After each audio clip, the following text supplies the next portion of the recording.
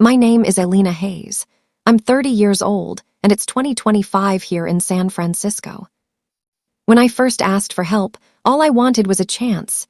Just one kind word, a little guidance, maybe a door slightly opened. But instead, I got laughter. Not the soft kind, the cruel kind, the one that echoes in your head when the world goes silent. That laugh came from my Aunt Clara, the woman I once admired more than anyone. She said, "Dreams don't feed you, Elena. Get a real life." And that day, something inside me quietly changed forever. Stay with me till the end, because what happened next will make you believe in timing, destiny, and the power of self-respect. And if you love stories that touch the heart, don't forget to subscribe for more like this. I still remember that afternoon. The light coming through the kitchen window painted soft golden lines across Aunt Clara's table.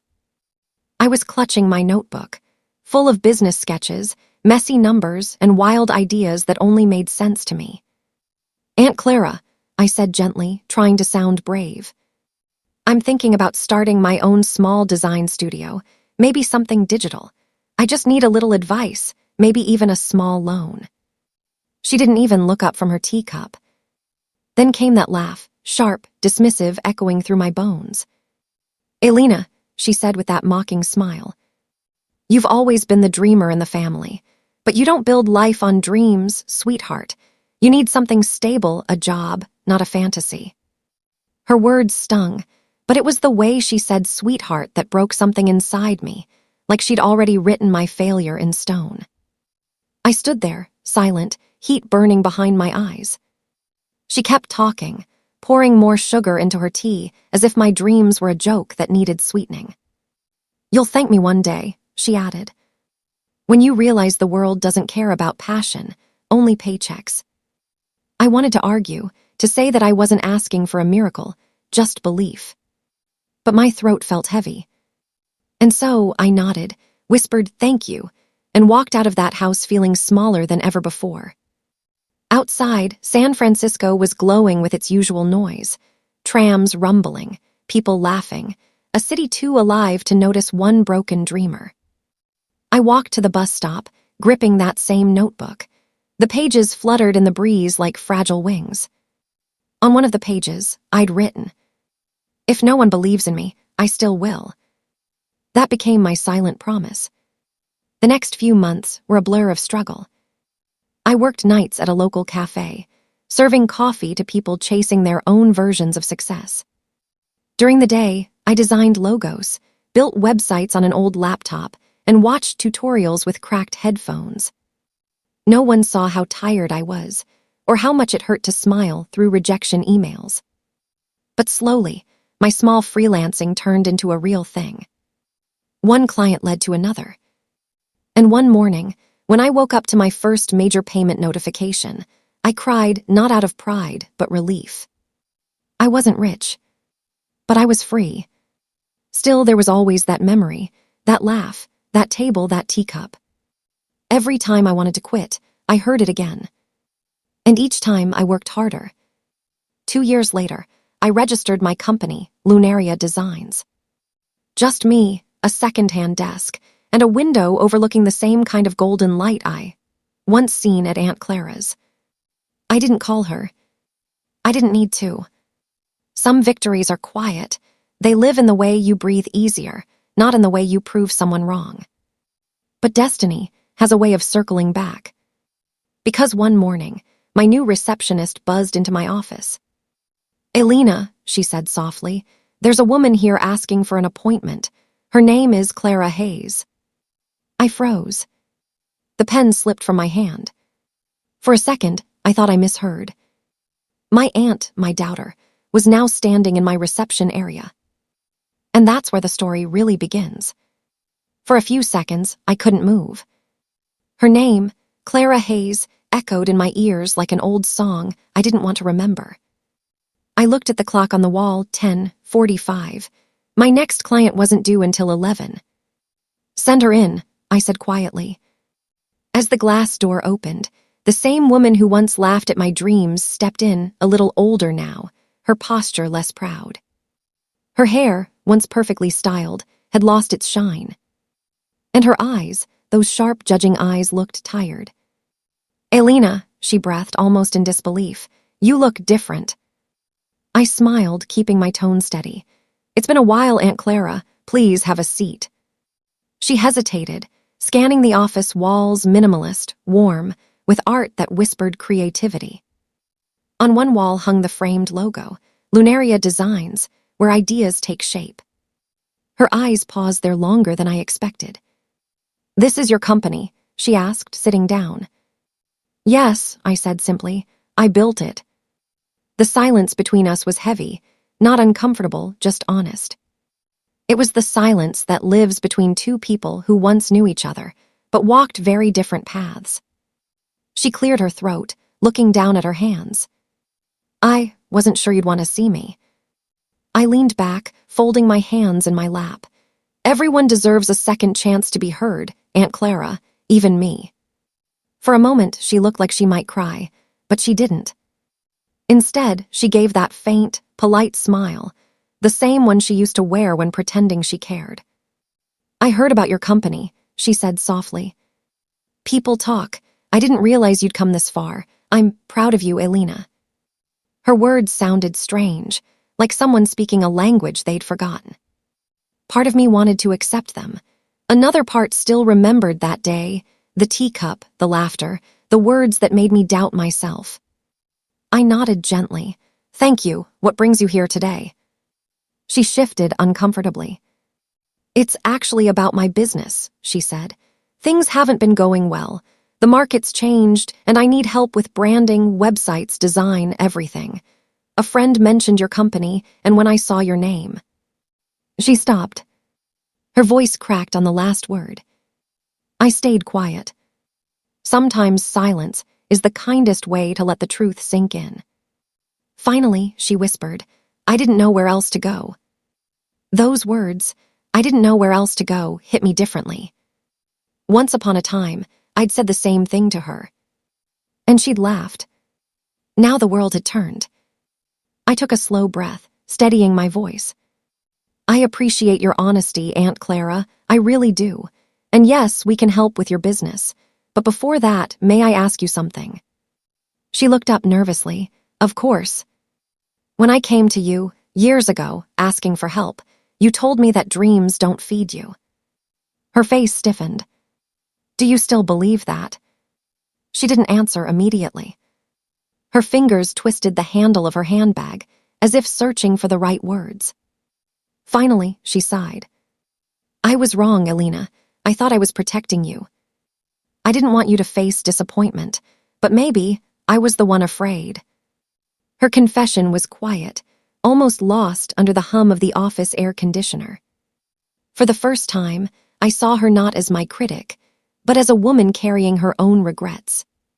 "I used to think success was about money," she said softly, "but now I see it's about peace, and I've lost mine."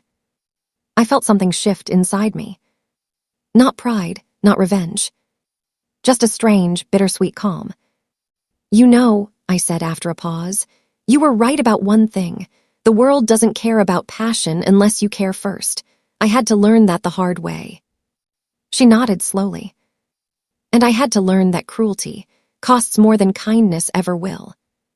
I opened my notebook, the same brand I used all those years ago, and flipped to a blank page. "Tell me about your business," I said with a small smile. "Let's see what we can do."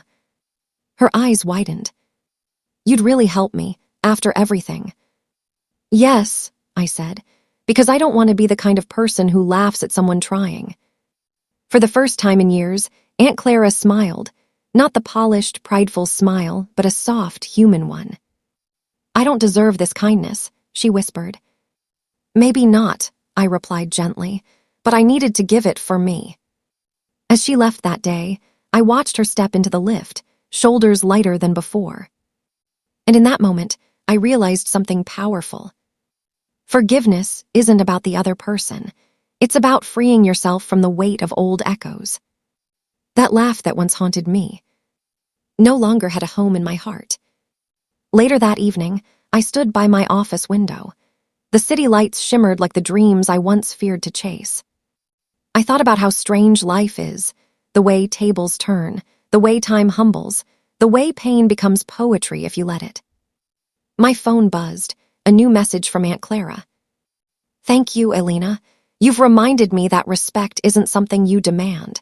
It's something you earn and sometimes you return." I smiled, locked my phone, and whispered to myself. And that's how laughter turns into silence, and silence into strength. The morning after Aunt Clara's visit, I woke up before sunrise. The city outside my apartment window was still half asleep. Only the hum of distant traffic and the soft glow of streetlights kept me company. I sat by the window with a cup of black coffee and stared at my reflection in the glass. For years, I had imagined what it would feel like to see her again, to look her in the eye, not as a broken girl begging for help, but as a woman who had built her own name. And now that it had happened, it didn't feel like victory. It felt like closure. Still, a strange heaviness lingered, the kind that comes when life gives you exactly what you once prayed for, but in a way that humbles you. Later that morning, I walked into the office early. The quiet hum of computers, the scent of fresh coffee, and the soft jazz from the speaker, everything felt like mine, earned. But beneath it all, I could still feel that conversation echoing in the back of my mind. When my assistant, Naomi, walked in, she smiled. "You look thoughtful today," she said, setting her bag down. I laughed lightly, just revisiting old ghosts. Naomi raised an eyebrow. "The appointment from yesterday." I nodded. She knew who Aunt Clara was. Everyone in the company knew the story. Not because I told it to boast, but because I wanted them to believe in second chances. Naomi hesitated. "If you don't mind me saying, it takes real strength to help someone who once hurt you." "Maybe," I said softly, "or maybe it just means I'm done being hurt." That afternoon, Aunt Clara returned for her consultation. This time, she looked less nervous, but her eyes still held that quiet guilt, like someone walking into a place that reminds them of their past mistakes. "Good afternoon, Aunt Clara," I greeted warmly. "How have you been?" She smiled faintly. "Busy thinking, mostly about the things I should have done differently." I gestured toward the chair. "Well, today's about doing things differently. Let's talk about your business." As she opened her file, I noticed her hands shaking slightly. Old confidence doesn't fade easily. It crumbles slowly, piece by piece, until you learn how to rebuild it with humility. Her small fashion boutique, Clara's Attic, had been running for 15 years. But lately, she'd lost her footing. Online trends, digital branding, customer outreach, she was stuck in the past.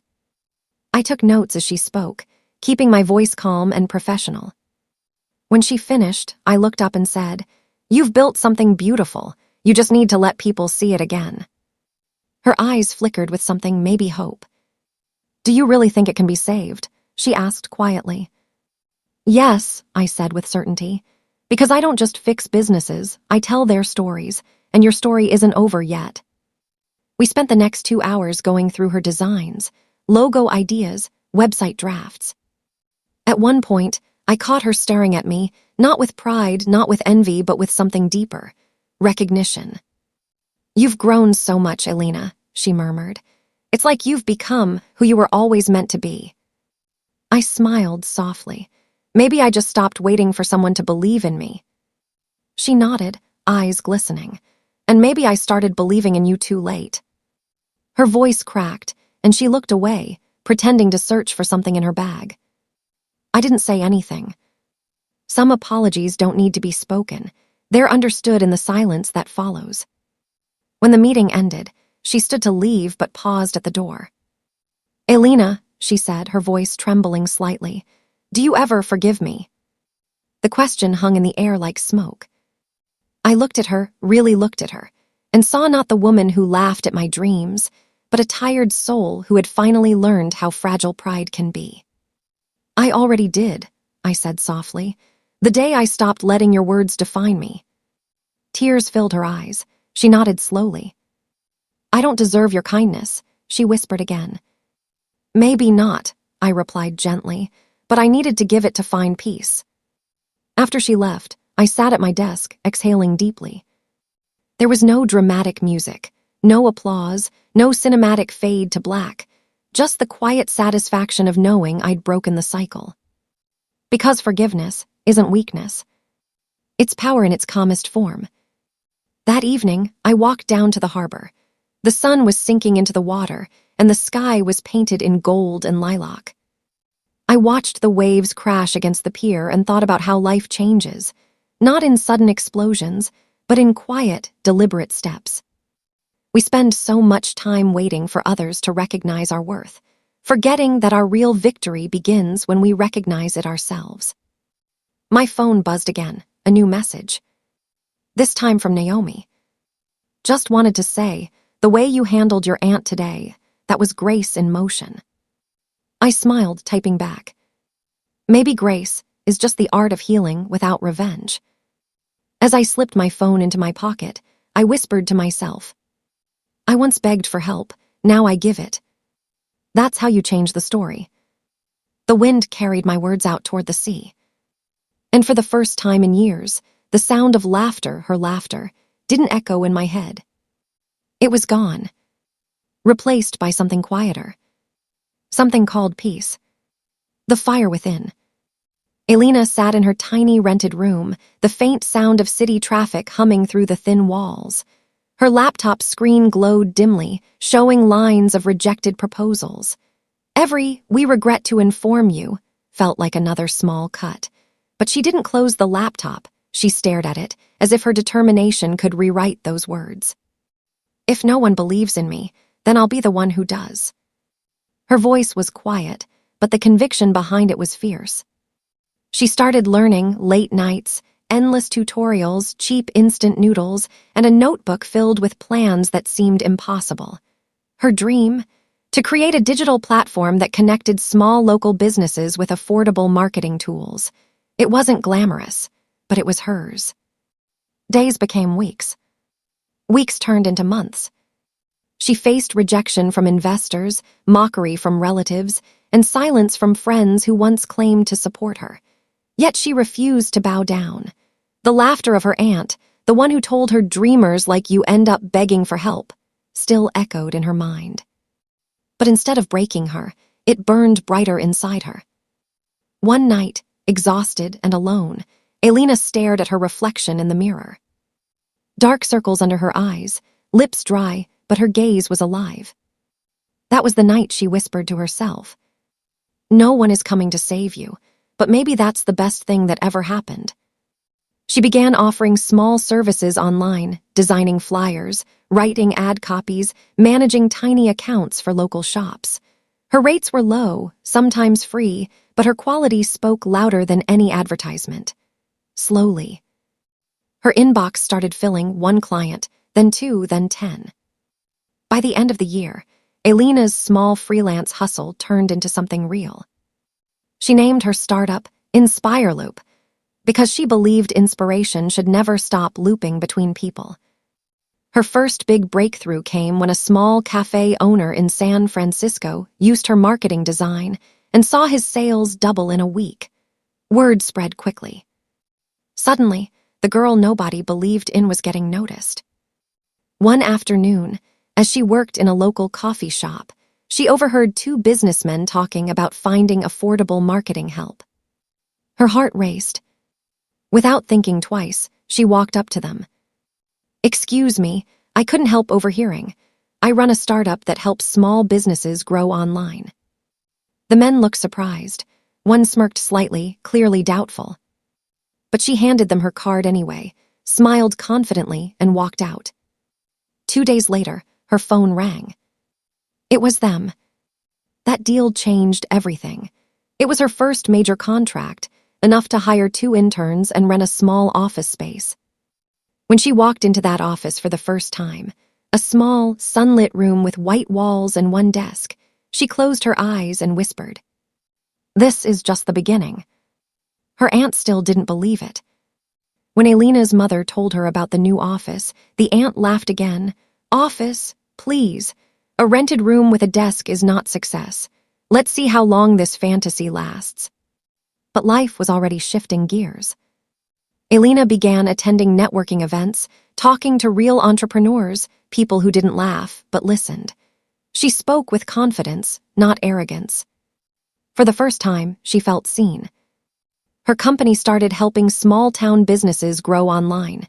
Tailors, bakers, craftsmen, cafe owners, people just like her, who needed one chance. She wasn't just building a company. She was building a bridge for those who had been ignored. Late one night, Elena got a message from her first intern. "Ma'am, we just hit our 100th client milestone." She smiled, tears blurred her vision. In that moment, the laughter, the rejection, the hunger, the loneliness, all of it felt worth it. She took a deep breath and whispered, "You were right, Aunt. Dreamers don't beg for help, they build worlds where others come for it." Outside her window, the city lights of San Francisco flickered like little promises. Elena closed her laptop, leaned back in her chair, and allowed herself to smile, not the smile of someone who made it, but of someone who knew she would. Because she wasn't chasing approval anymore. She was chasing purpose. And for the first time in years, she felt free. When the world starts noticing. Morning sunlight poured through the glass windows of Elena's small but growing office. The air smelled of fresh coffee and determination. Her team, now 6 people, typed away on their laptops, their screens reflecting the same dream Elena had started alone in that tiny rented room. The walls, once bare, were now filled with framed posters of clients' success stories. "Your idea deserves a chance." That was the tagline she had written herself. It wasn't just a slogan, it was her truth. As she reviewed a new campaign proposal, her assistant walked in, smiling. "Elena, there's a reporter from the Business Tribune on the line. They want to feature Inspire Loop in their Young Entrepreneurs section." For a moment, she froze. The Business Tribune. That was the same magazine her aunt used to read at breakfast, the one she said, "Only real business people appear in." A quiet smile spread across Elena's face. "Tell them I'd love to talk." That evening, she sat in her office long after everyone had left. The city glowed outside her window, the same San Francisco skyline that once made her feel small. Now it looked different, not because it had changed, but because she had. Her phone buzzed. It was her mother. "Elena, Beta, your article came out today. Everyone's talking about you, your aunt too." She couldn't believe her eyes. Elena laughed softly.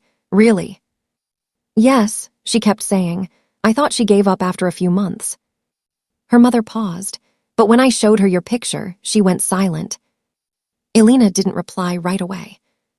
Inside, she felt a quiet mix of satisfaction and sadness. Not revenge, just a strange peace. She didn't need to prove anything anymore, but it felt good to be seen. A few days later, she received an invitation to a local business conference, Women Who Build Futures. She was asked to speak. Standing on that stage, looking out at hundreds of faces, she took a deep breath. She remembered every no, every laugh, every moment she almost gave up. "I started with nothing but faith," she said into the microphone, her voice steady. "I had no money, no support, but I had one thing no one could take from me: belief." The audience clapped, not out of politeness, but out of recognition. They saw themselves in her story. And for the first time, Elena realized that success wasn't just about arriving somewhere. It was about becoming someone. After the speech, a woman in her 50s approached her. "Miss Hayes, your story moved me. My niece is struggling the same way you once did. Would you mind mentoring her?" Elena smiled warmly. "I'd love to. Sometimes all a person needs is someone who doesn't laugh at their dreams." Those words hung in the air, almost poetic, almost ironic. Later that week, as Elena sat in her car outside her childhood home, the memories rushed back. The same gate, the same flowers her mother used to water, and the same porch where her aunt once mocked her. Her mother opened the door with tears in her eyes. "Welcome home, my daughter." But behind her, standing awkwardly in the hallway, was her aunt. For a few seconds, silence filled the space. The aunt looked older or maybe just smaller. Her tone was hesitant. "Elena, I read about your company. You've done quite well." Elena smiled softly, respectful but distant. "Thank you, Aunt Claire. I just did what I believed was right." Her aunt nodded, forcing a smile. "I suppose I underestimated you." Inside, Elena's heart whispered, "You didn't underestimate me, Aunt. You underestimated faith." But she didn't say it. Because real strength doesn't need to shout, it just shines. As the evening went on, her mother proudly showed her old photos, told her stories of relatives now bragging about her success. And yet, Elena stayed humble. Because she knew success built on ego collapses fast, but success built on grace stands forever. When she left that night, her aunt followed her to the car. "Elena, I might have judged you unfairly. Maybe you could give me an appointment someday. I run a small boutique now and I need marketing help." For a second, time stopped. This was it, the moment life had been quietly preparing her for. The same woman who once laughed at her dreams now needed her help. Elena looked into her aunt's eyes and replied gently, "Of course, Aunt Claire, you can talk to my office assistant. She'll set up your appointment." The aunt blinked, taken aback by her professionalism. No pride, no bitterness, just quiet power. As Elena drove away, the city lights reflected in her car window. She smiled to herself and whispered, "Respect comes full circle. When you stop chasing it, it finds you." Appointment.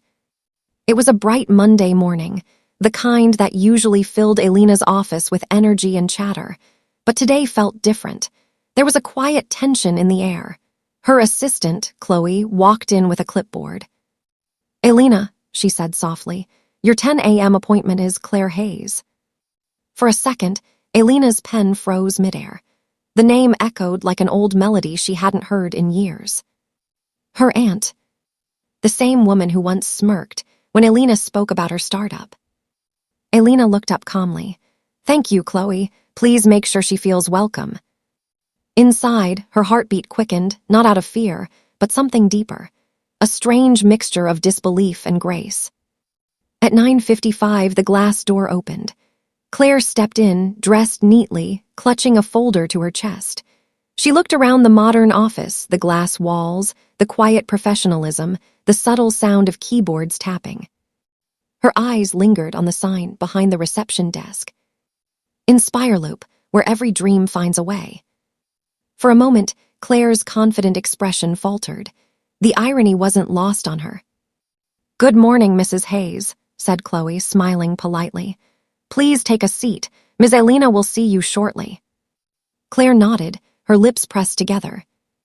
As she waited, her gaze fell on the wall, a framed photo of Elena receiving the Women Who Build Futures award.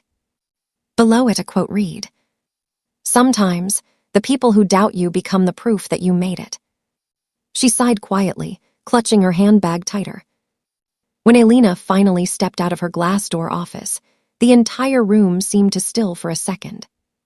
She wore a soft beige blazer, her hair tied neatly, her posture confident but kind. "Good morning, Aunt Claire," she said gently. "Please come in." Claire smiled awkwardly, following her niece into the office she once called a silly idea. The door closed behind them with a quiet click. They sat across from each other, 2 generations, 2 women, and 1 history between them. Elena began, professional and poised. "So, tell me how I can help you today." Her aunt hesitated, her fingers trembling slightly as she opened the folder. I run a small clothing boutique now. Business was good at first, but things have slowed down. I thought maybe your company could help with marketing. Social media, branding, those things I don't quite understand." Elena nodded, taking notes as if she were meeting any other client. But inside, her younger self watched quietly, the same girl who once begged for a little belief. When Claire finally stopped speaking, Elena leaned back, thoughtful. "I see potential in your business," she said kindly. "But we'll have to start with a full rebranding strategy. I can assign my best team to help." Her aunt's eyes softened, filled with something that almost looked like gratitude and regret. "Elena, you've built something extraordinary. I'm proud of you. I should have believed in you back then." Elena smiled faintly. "It's okay, Aunt Claire. Maybe it had to happen that way so I could learn what faith really means." For a brief moment, silence filled the room, not heavy, not awkward, just peaceful. As the meeting wrapped up, Claire stood up slowly. "You've grown into such a strong woman. I didn't think—" She stopped herself, then whispered, "I didn't think you'd make it this far." Elena replied, softly but firmly, "That's the beauty of underestimation. It's silent fuel." Claire chuckled weakly, eyes glistening.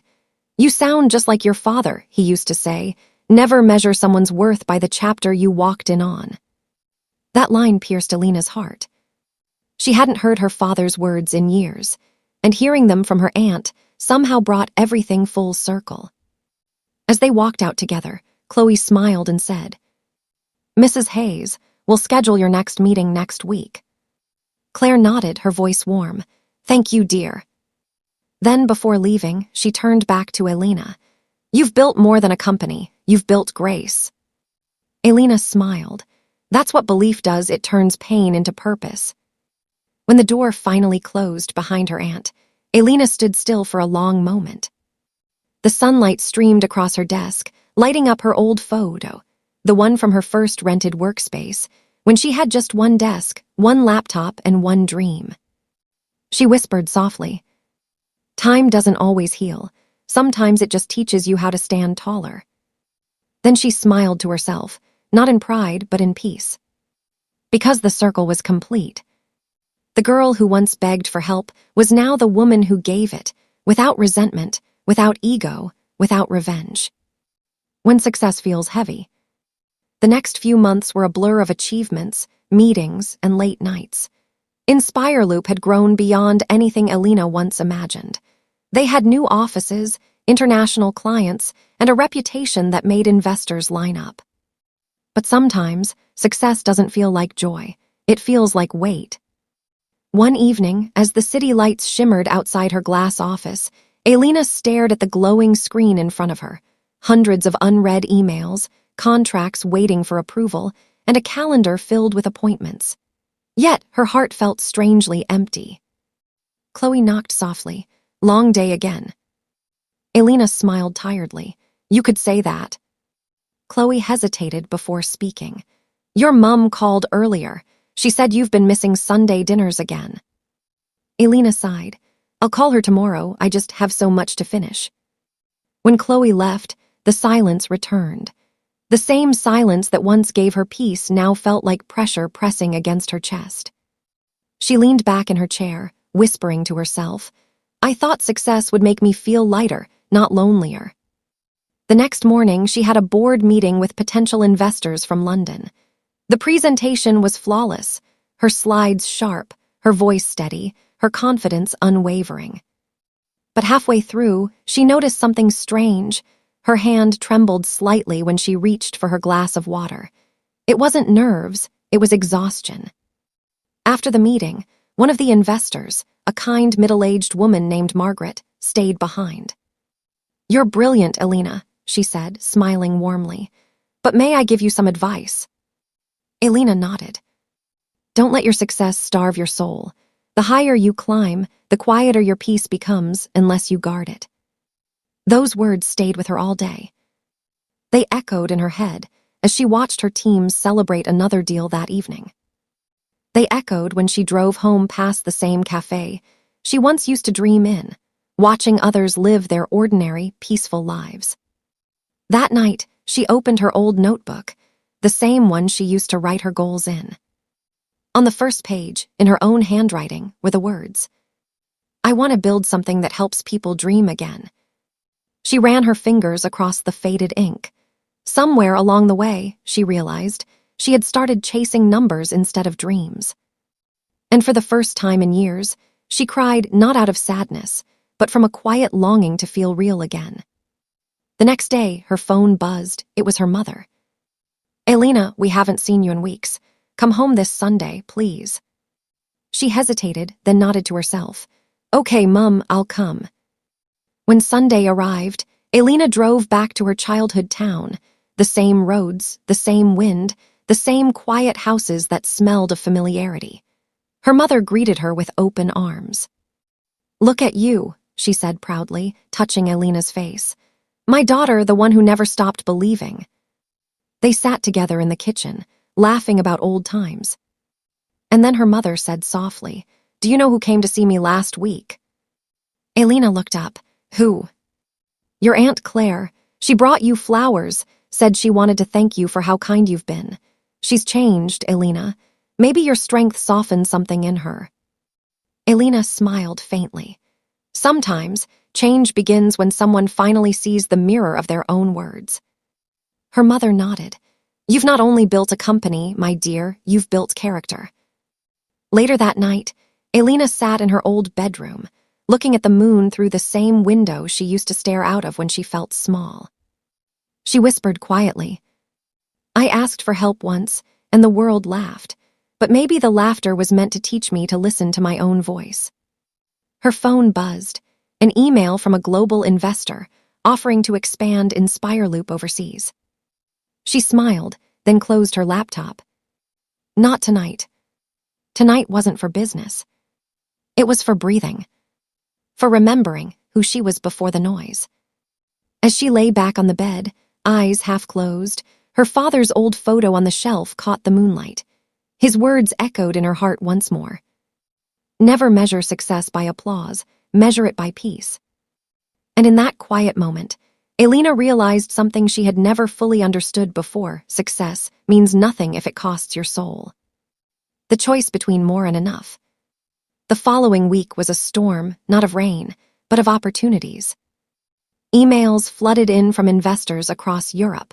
Journalists requested interviews, and her board pushed for an expansion deal worth millions. It was everything Elena had once dreamed of, yet something deep inside her hesitated. Her assistant, Chloe, walked in holding a stack of documents. "Elena, the London investors need your final signature today. If you sign, InspireLoop becomes international." Elena looked out through the tall glass windows. San Francisco shimmered beneath a golden sunrise, the city that had witnessed her pain, her rise, her every silent prayer. She said softly, "Chloe, do you ever wonder what happens after making it? What comes next?" Chloe tilted her head. "I think it's about keeping what made you start in the first place." Elena smiled. "Exactly." She spent the rest of the morning reading through the contract. Every page spoke of growth, fame, expansion, but not a single word mentioned purpose.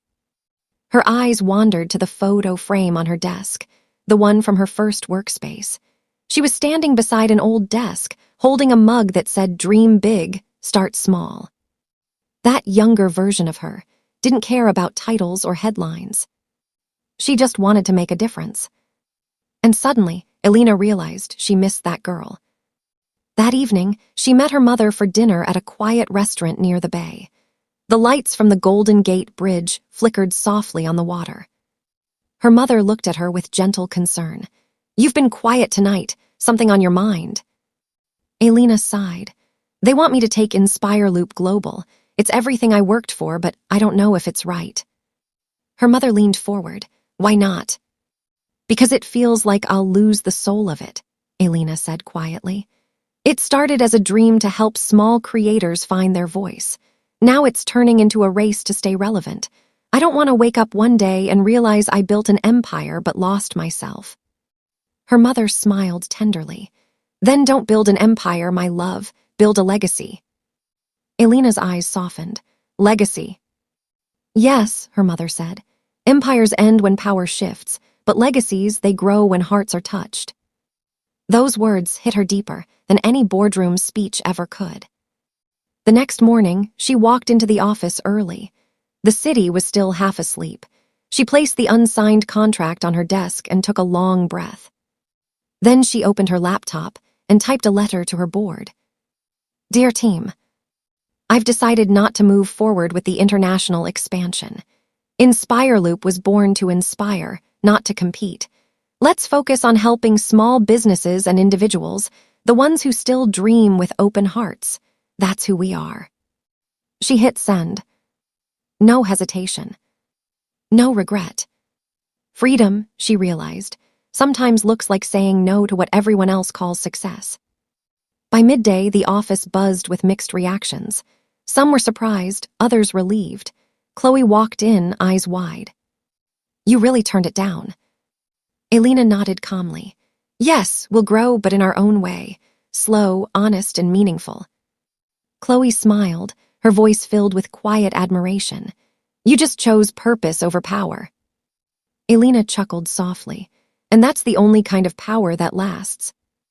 That evening, as the sun dipped low over the city, she drove to the seaside.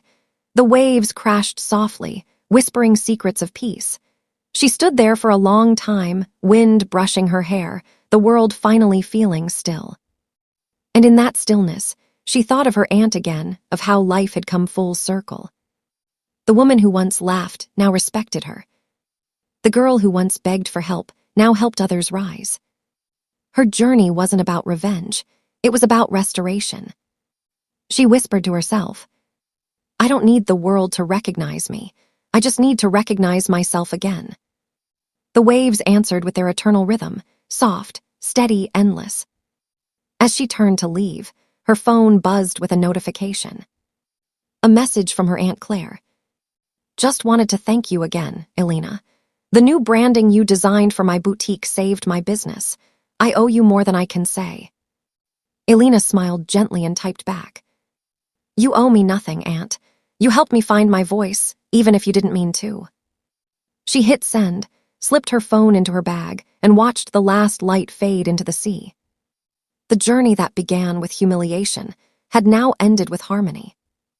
Not everyone who breaks you means harm. Some are just chapters meant to sharpen your courage. The grand opening of Aurora Design Studio was nothing short of a dream. Rows of delicate white lilies framed the glass doors, golden lights shimmered across the ceiling, and cameras flashed as journalists rushed to capture the woman behind the miracle, Sienna Carter, the same girl who once begged her aunt for help. Sienna stood near the entrance, her black gown flowing like liquid silk, her hair pinned up with effortless grace. But behind that serene smile, her heart raced, because tonight wasn't just a celebration, it was the night she'd finally face her past.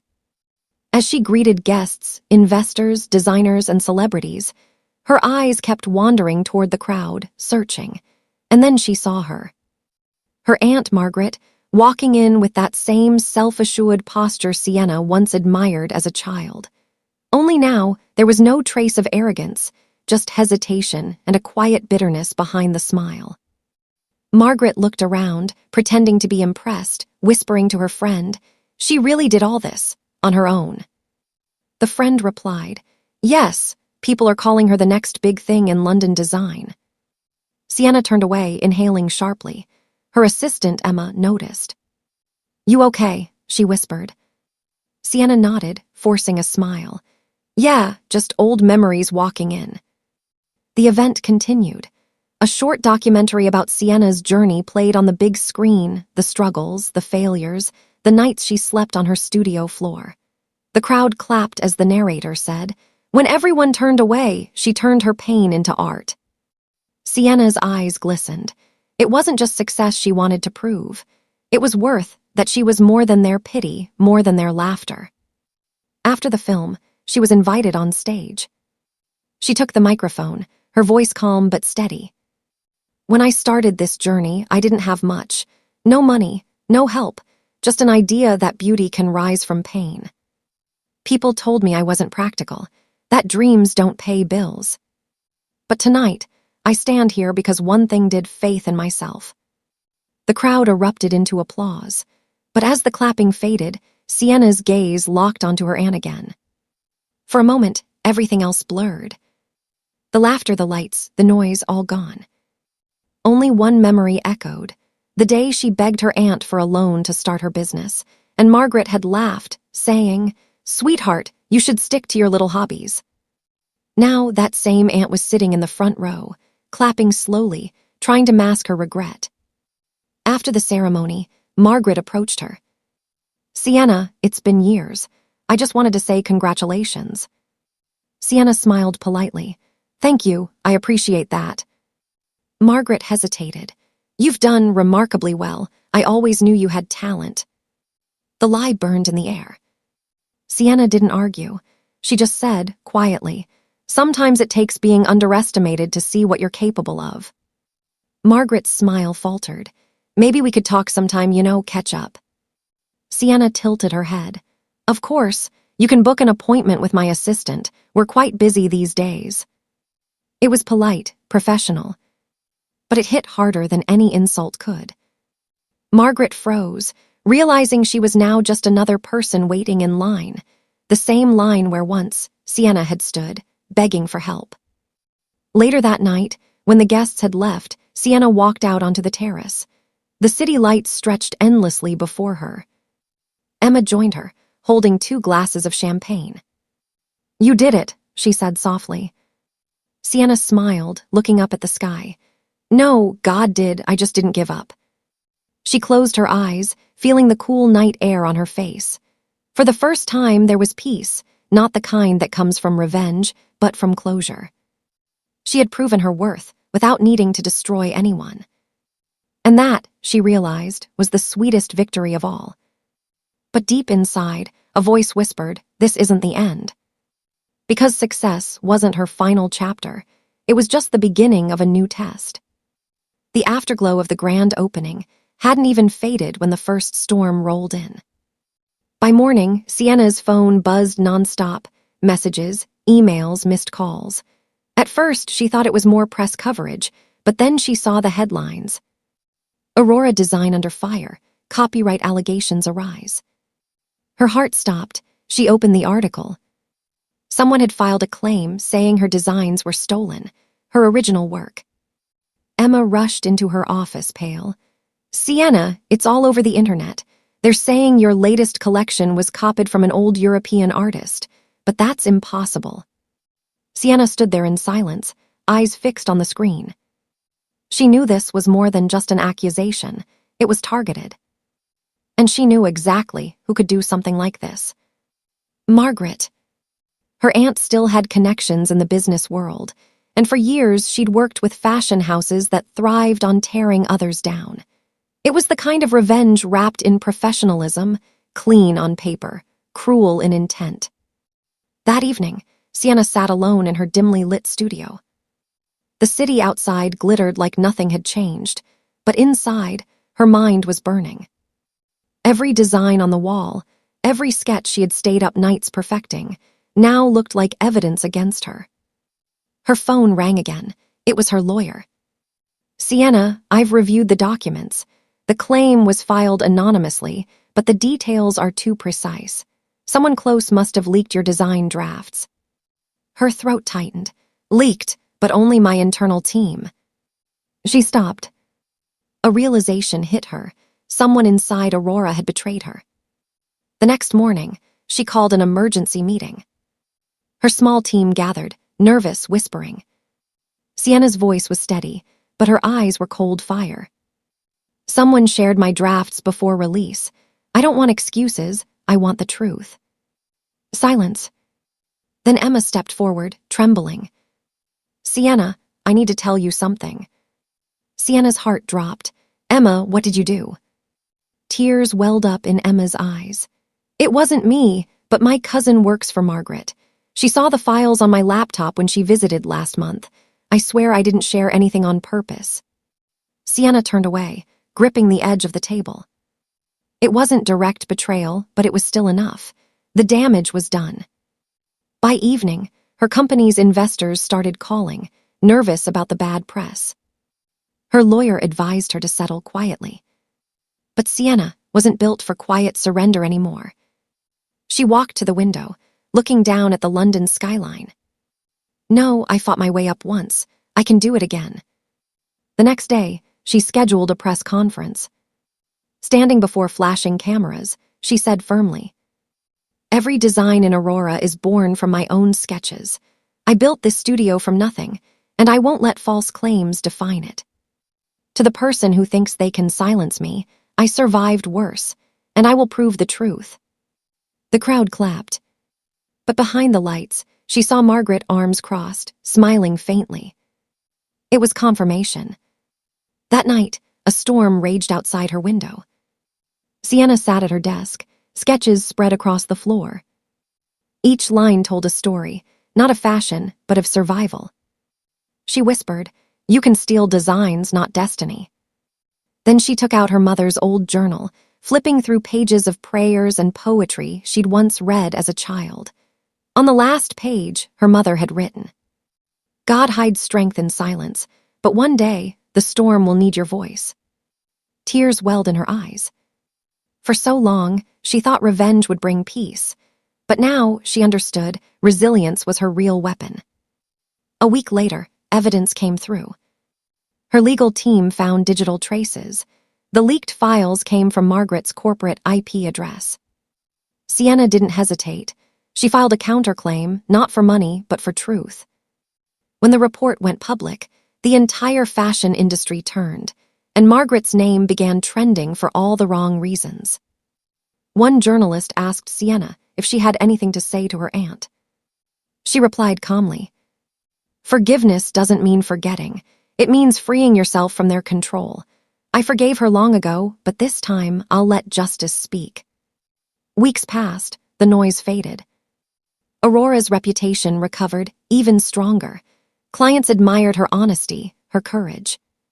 And one evening, as the sun dipped below the horizon, Sienna stood again at her office window. Emma entered quietly. "You know, you could have destroyed her completely, but you didn't." Sienna smiled faintly. "Because I finally learned, you don't rise by breaking others. You rise by refusing to fall." She looked out at the skyline, the same city that once ignored her, now glowing in her reflection. She whispered softly, almost to herself. The months passed since the storm cleared. Aurora Designs was thriving again, stronger than ever, new contracts, glowing reviews, and a quiet pride that pulsed through every corner of Sienna's office. But even in peace, there was a strange emptiness. Every night when the lights dimmed and everyone left, she found herself sitting in her glass-walled office, staring at the city lights, wondering what victory really meant. Because success hadn't filled the space that love once lived in. One crisp morning, she received an unexpected email. Subject line: "Request for collaboration, Elias Moore Studios." Her heart skipped a beat. Elias Moore. The name belonged to the man she'd once loved, deeply, recklessly, and silently. He was an artist, a sculptor she'd met years ago in design school before everything fell apart. They had shared dreams, late-night coffees, and unfinished sketches, until her ambition had pulled her one way and his fear of commitment pulled him the other.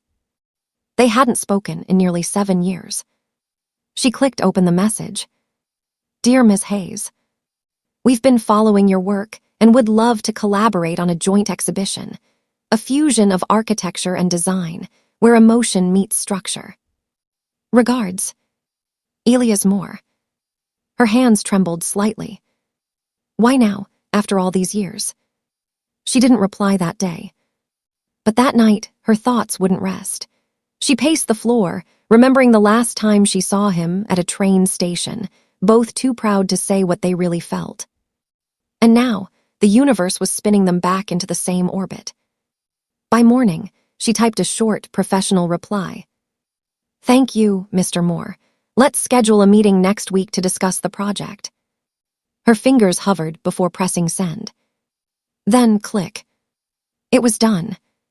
The meeting day arrived. Sienna wore a navy suit, calm, composed, untouchable. She entered the gallery with her assistant, clutching a leather folder. And there he was. Elias Moore, older, but still carrying that quiet warmth in his eyes. His beard was trimmed, his hands still marked with clay stains, an artist's truth that no success could polish away. He smiled softly. "Sienna Hayes, you haven't changed much." She tilted her head. You look wiser."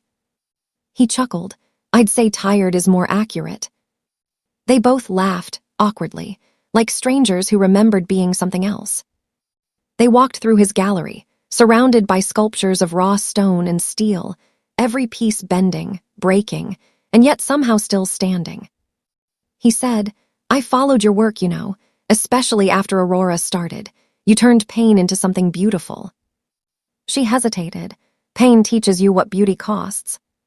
He looked at her, eyes softening. And was it worth it?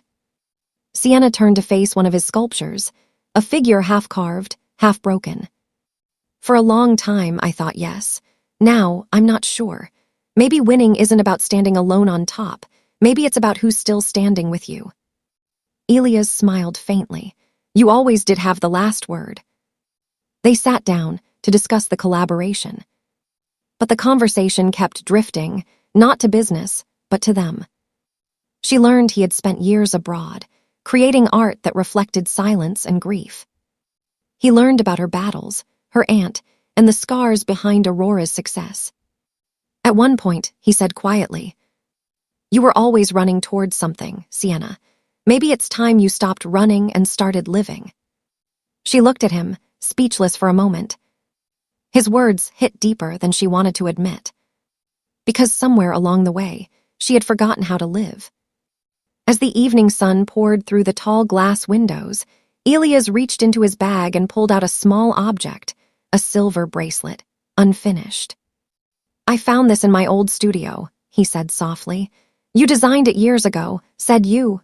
Finish it when you felt complete." Sienna took it in her hands, the metal cold, the memory warm. She smiled faintly. Maybe that's still a work in progress. He nodded. Aren't we all? When she returned home that night, she placed the bracelet on her desk beside her mother's journal. Two pieces of her past, one of pain, one of peace, now side by side. She whispered, "Maybe this is what healing looks like, not forgetting, but understanding." Her phone buzzed, a message from Elias. "Dinner tomorrow, for old time's sake, or new beginnings, your choice." Sienna stared at the message, smiling softly. For the first time in years, her heart didn't race from ambition, it beat with possibility. Outside, the city lights shimmered. Inside, she finally exhaled. Not everything needed to be a fight anymore. Some stories, even broken ones, deserved a quiet second chance. Next morning, San Francisco was washed in soft golden light, the kind that makes everything look like forgiveness. Sienna woke before dawn, made herself a cup of black coffee, and sat by the window watching the sunrise stretch over the skyline. Her mind was unusually calm. For the first time in years, her heart didn't feel like a battlefield. She had nothing to prove anymore, not to Margaret, not to the world, not even to herself. Still, there was one thing left undone. At noon, her assistant came in with a hesitant look. Sienna," she said, "there's someone here to see you. She doesn't have an appointment, but she said you'd understand." Sienna looked up. "Who is it?" The assistant whispered, "It's your aunt, Mrs. Margaret Hayes." Sienna froze. For a moment, the world seemed to still, just the faint hum of the air conditioner filling the silence. Her aunt, the woman who once laughed when she asked for help. The same woman who later tried to destroy her career. And now she was here. At her office. Without an appointment. "Send her in," Sienna said softly. When the door opened, Margaret walked in slowly, older, smaller, her posture no longer filled with that cruel confidence. Her eyes carried something new, regret. She stood near the door, clutching her handbag, voice trembling. "Sienna, I didn't know where else to go." Sienna didn't speak. She motioned toward the chair across her desk. Margaret sat down, her eyes glancing nervously around the modern office. The glass walls, the awards, the designs framed like art. "This is yours?" she asked quietly. "Yes," Sienna replied, "every inch of it." Margaret nodded slowly. "It's beautiful. You've built something incredible." There was a long pause before she finally spoke again. "I've lost everything," she said, her voice breaking. "The firm went bankrupt. My partners left. I tried to rebuild, but no one trusts me anymore. The industry turned cold." She sighed, eyes filling with tears. And I know why. It's karma, isn't it, for what I did to you. Sienna remained silent, her gaze steady, calm. Margaret looked down at her hands. I came today because I need help. I've got an idea, a small consultancy, something honest this time. But I don't have the funds. I thought maybe you could guide me. Her voice cracked. Not money, just a chance. The air in the room was heavy. Sienna could feel the echoes of her past whispering. The humiliation, the rejection, the night she cried alone after being laughed at. Her old self would have wanted revenge. But the woman sitting here now wasn't that girl anymore. She took a deep breath and leaned back in her chair. Do you remember, Sienna said quietly, the day I came to you for help? You laughed. You told me I wasn't the kind of person who makes it in this world. Margaret's eyes welled. I was cruel and I was wrong. Yes, Sienna said softly, you were. Silence. Then she added, but you also taught me something important. You taught me that the world doesn't give you permission to rise, you have to give it to yourself. Margaret looked up, her lips trembling. So, will you forgive me? Sienna stood slowly, walking to the large window overlooking the city. She spoke without turning around.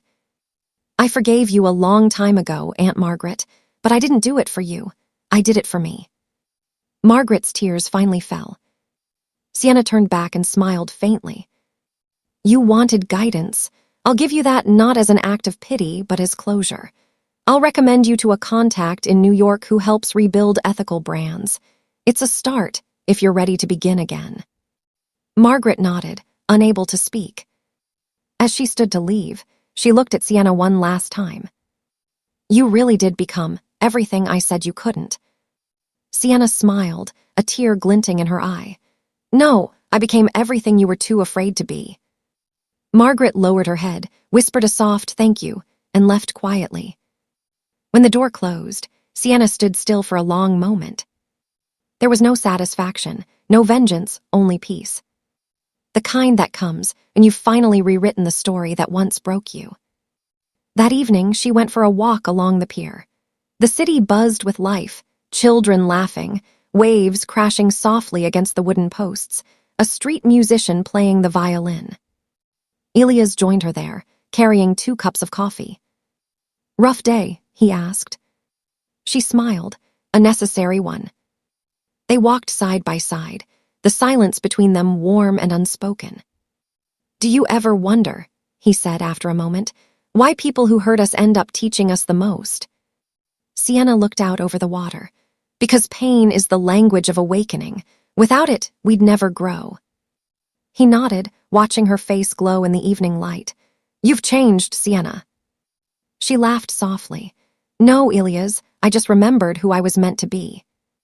Later that night, back at her apartment, she took out her mother's old journal and opened to the final blank page. She picked up a pen and wrote, To anyone who's ever been doubted. Let them laugh, let them walk away. Because one day, they'll stand in line for the world you built from their disbelief. She placed the pen down, closed the journal gently, and whispered, The circle is complete. Then she turned off the lights, leaving only the city glow flickering through her window, soft, golden, and full of quiet promise. Sparkle's end of Chapter 6, Part 2. Clapperboard final message for voiceover outro. Never let someone's disbelief become your definition. Forgive, but never forget the strength you built in their absence. Because the greatest revenge is peace.